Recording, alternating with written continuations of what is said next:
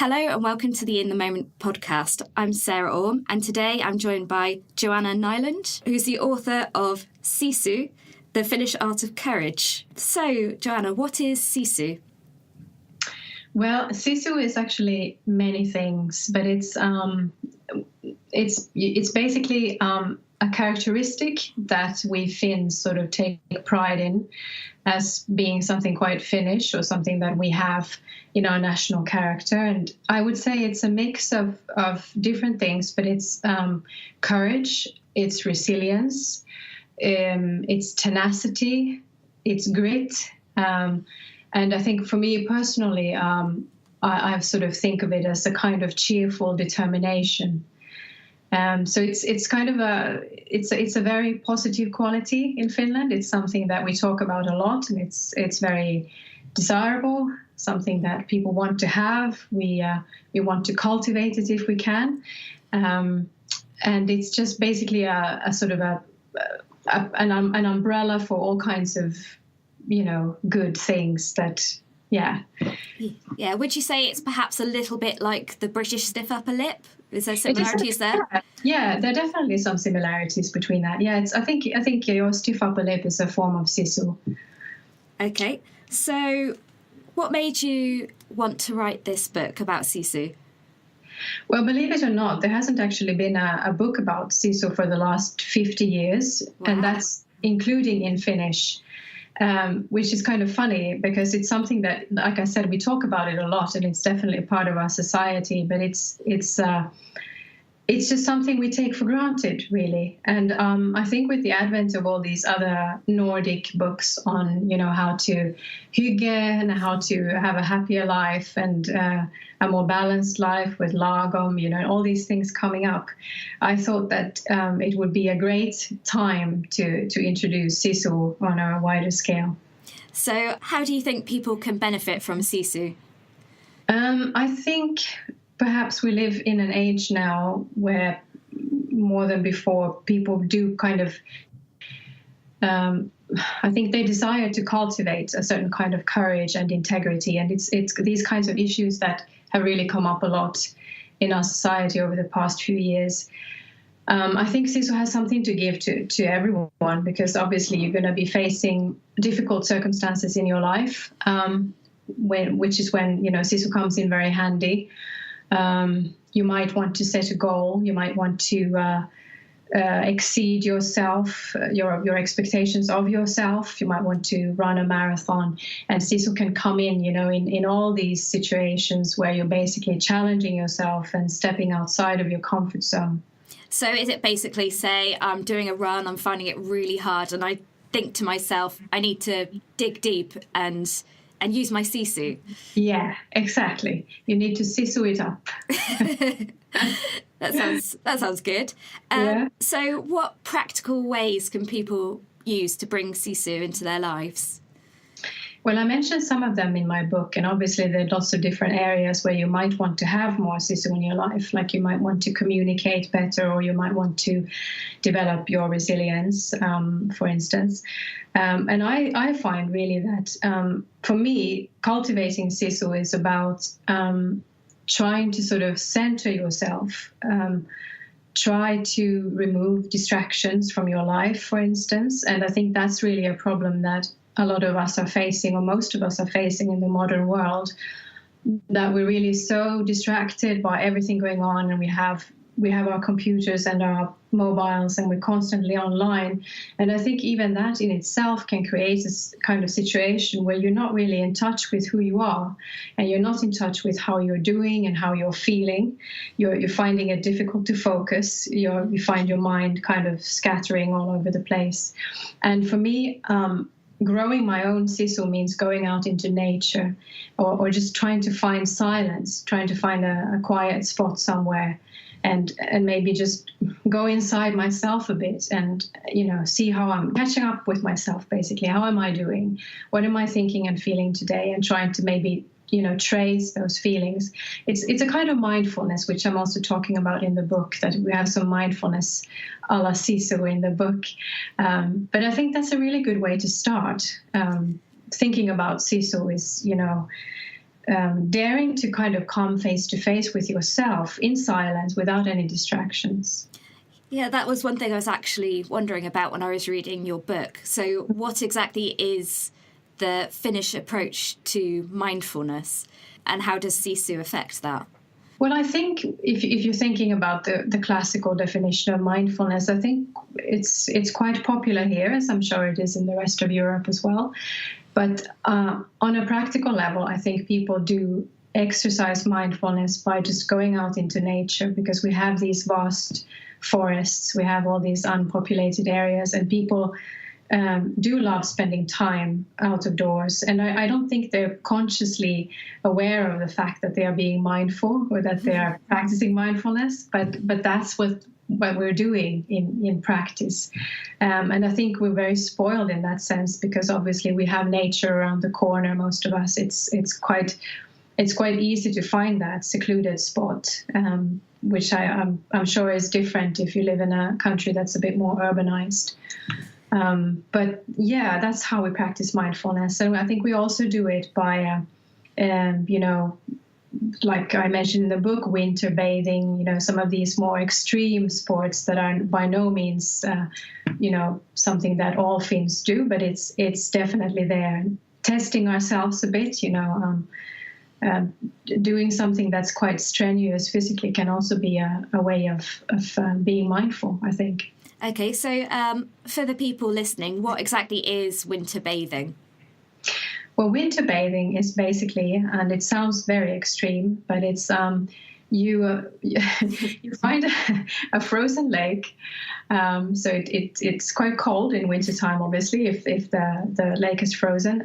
You dig a hole, drill a hole, and make a hole big enough so that you can actually swim in it. Or at least, go and have a dip, basically. It's more of a dip than a swim. And then you go to the sauna.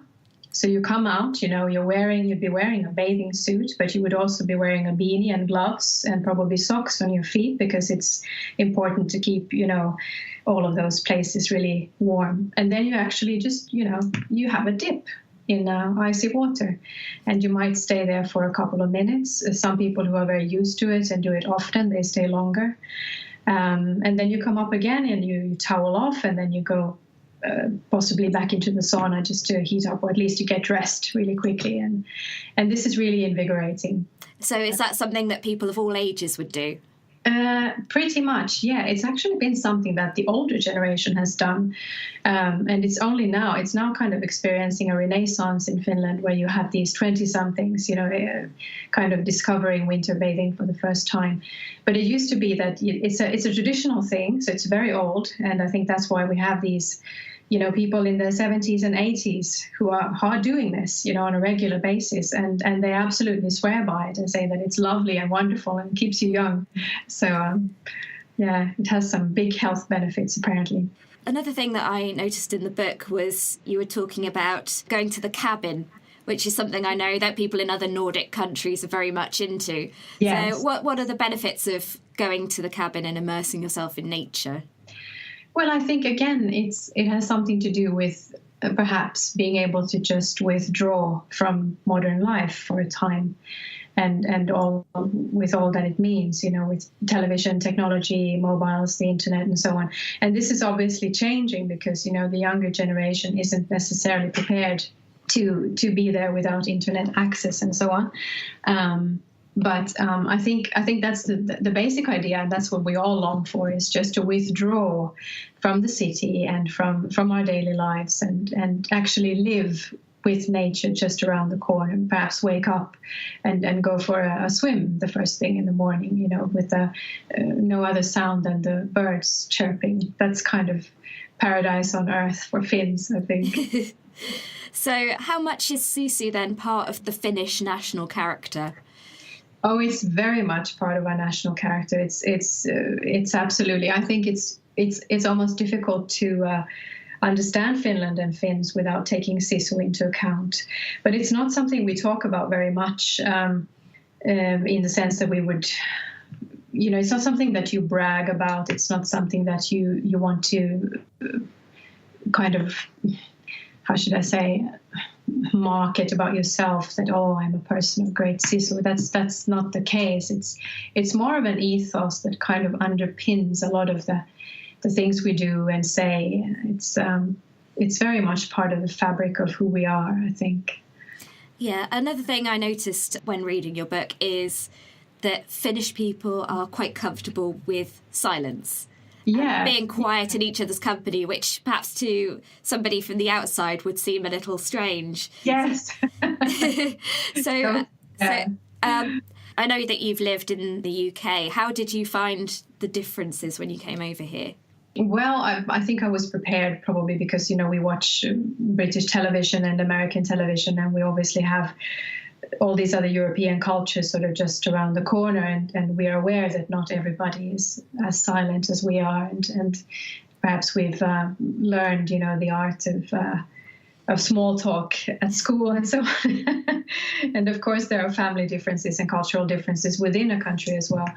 But I think perhaps what surprised me was that that silence is not comfortable, especially I think in the UK, that you might have a really nice conversation with someone, and if there is a silence suddenly occurring, then the British person is more likely to try to rush to fill it, basically. And it took me a while to even realize that was happening. But I think that's the case, that it kind of unnerves Brits a little bit, to just for there to be a pause. And you kind of, feel the need to just put in something. For example, I know my sister works with a Finnish man, and she said she found it very strange to begin with when she was talking to him, because she'd ask him a question, and instead of replying immediately, he would just pause. Yeah. And there'd just be this silence. Yes. And as he's thinking, As a British person, you'd be like, oh, what have I said wrong? Right. Yeah. Well, of course, it might have something to do with the fact that English isn't his first language. Probably, yeah. to consider, but I think, that's to be expected here as well. That people just, they pause and they think about what they want to say, and then they respond.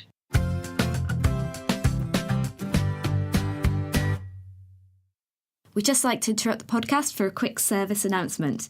We've got some very special offers if you'd like to subscribe to the print edition of the magazine. If you subscribe in the UK by direct debit, you can get 5 issues for just £5, which then goes up to £29.49 for every 6 issues, which is an absolute bargain. And you can claim your offer by going to www.buysubscriptions.com/itpod18. So that's ITPOD18, and you can find the link to that in our show notes. We've got some other great offers for overseas listeners as well, so please check out, again, the link in the show notes, and you can find all of the details there. Back to the show.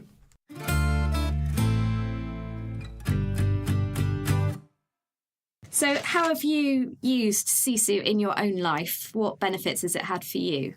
Well, it has definitely had the benefits of teaching me resilience. I think I'm a runner. I don't do marathons or anything like that, but I started basically from scratch when I was, I think, 26, 27. I hadn't really done any sports, and I wanted to get in shape, and it was really difficult to begin with.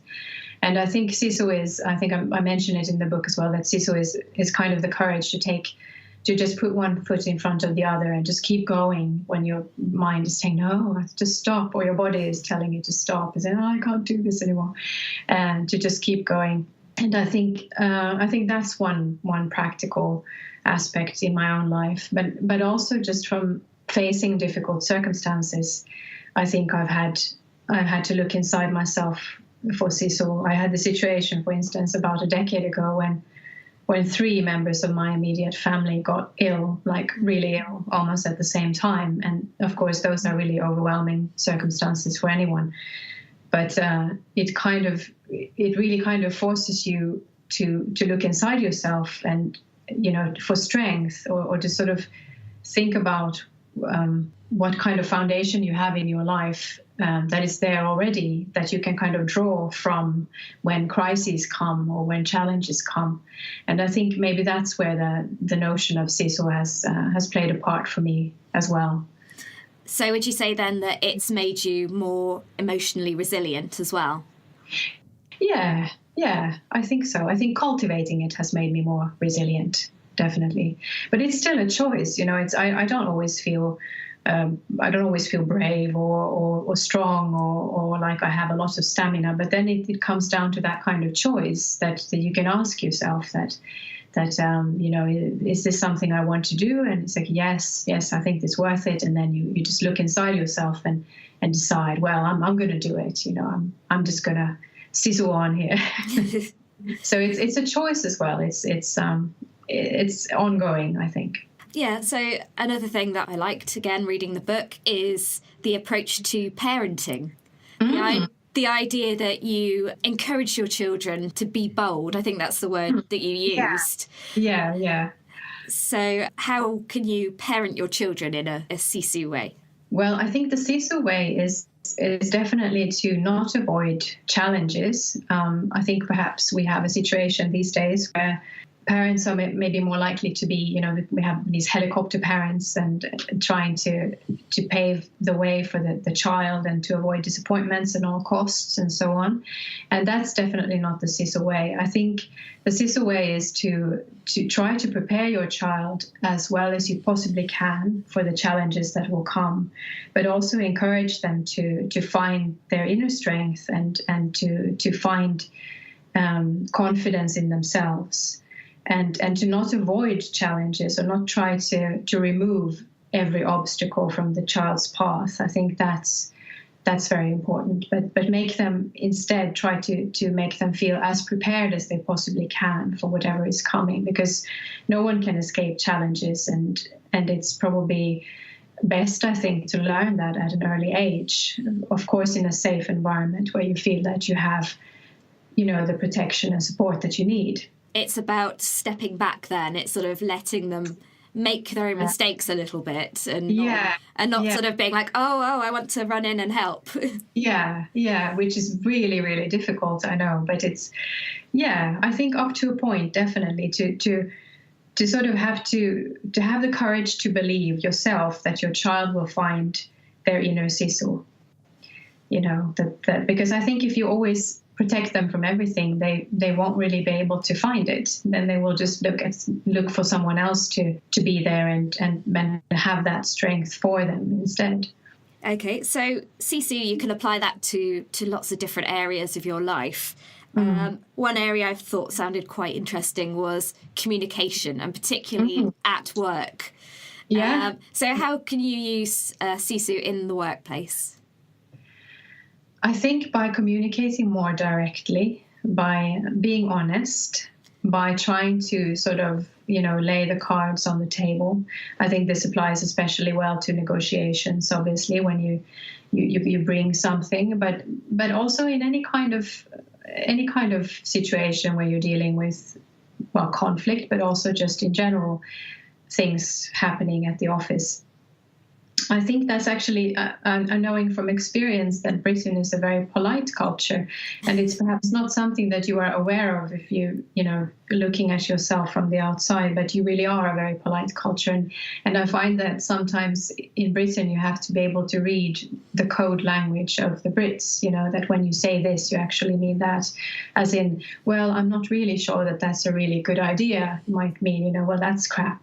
And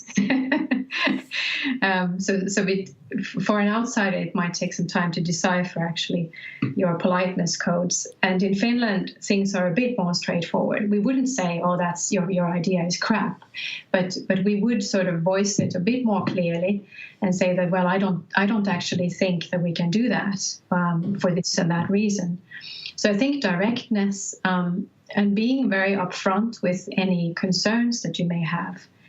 For instance, in a staff meeting, to just speak your mind, basically. Of course, to do it politely and with consideration, but still speak your mind. And don't just, agree because it's the polite thing to do if you have another opinion. I think that's it's good advice, because perhaps as a nation, we're a bit reserved and we don't like conflict that much. So to be just direct, to me, it sounds quite refreshing. Yeah. Quite a good thing to do. And perhaps maybe it helps Finnish people get things just sorted out, and because you're more direct about it. That's what I believe, definitely, that our society is so efficient, I think partly for the reason that we are direct and people are expected to be direct. So there is this kind of social agreement that you can speak your mind, and that will lead us to quicker decision making and less hassle and less things to less misconceptions and misunderstandings that you have to then deal with later on. So yeah. Another thing I wanted to ask you about, coming back to nature and how important that is to sisu, is how can you embrace it when you live in a city, in an urban area? Well, of course, that has its challenges. And the best thing is definitely to try to find nature in whatever form you have it around you. You know, if it's a park, then, you know, go to the park. Or if you have a zoo nearby, if you have botanical gardens, if you have, anything resembling nature will do the trick, I believe. Of course, the best thing is if you can find some kind of wilderness or some kind of unspoiled area. But I do realize that those aren't always abundant. But I think nature is just, even just going to a park can really make a difference, I think, for your peace of mind. Okay, so what are your top tips for people who want to bring sisu into their lives, if they want to get started? Well, you don't need to do anything really drastic or dramatic, I think, to start living a life of more sisu. I think just centering yourself, finding ways of centering yourself, meeting yourself perhaps face to face without any mobiles or anything to distract you. That can be a really good way to start, because I think that's really the only way you can tap into your inner strength is by kind of knowing yourself, basically, and not running from difficult things in your life by distracting yourself with this and that and the other. I think that's a good tip. Trying to be more direct in communication, perhaps, if there's something that's, a conversation that that you really need to have with another person, then, try to muster up a bit of sisu and schedule that talk with them. Go for a walk, even when the weather isn't very good. Don't always choose the most comfortable option that you have, because then you will always, be on the sofa, basically. Challenge yourself a bit. I think it doesn't have to be really big things. I mean, you know what a challenge is to you. So it doesn't have to be something that is impressive to anyone else. But I think those are a few tips to get you started. Okay. I think that's probably a good point to sort of wrap things up. So before we go, I just want to say, if you'd like to find Joanna's book, you can get Sisu, The Finnish Art of Courage. It's published by Gaia and it's available for £10 in the UK from all good bookshops. And Joanna, where can people find you on social media if they want to follow you? Well, I'm on Instagram. It's at Joanna Ulfsdotter, which is slightly of a mouthful. It's my second name. You can look me up at Joanna Nylund on Facebook and just take it from there. And I also have a website at joannaulfsdotter.com. And of course, we'll pop some links in our show notes as well. Great. And if you'd like to learn more about Sisu, we've also got a feature which will be in the moment issue 10. So don't forget to check that out. Thank you for joining us, Joanna. Thank you so much, Sarah. It was lovely. And thank you to everybody for listening, and we'll be back again very soon.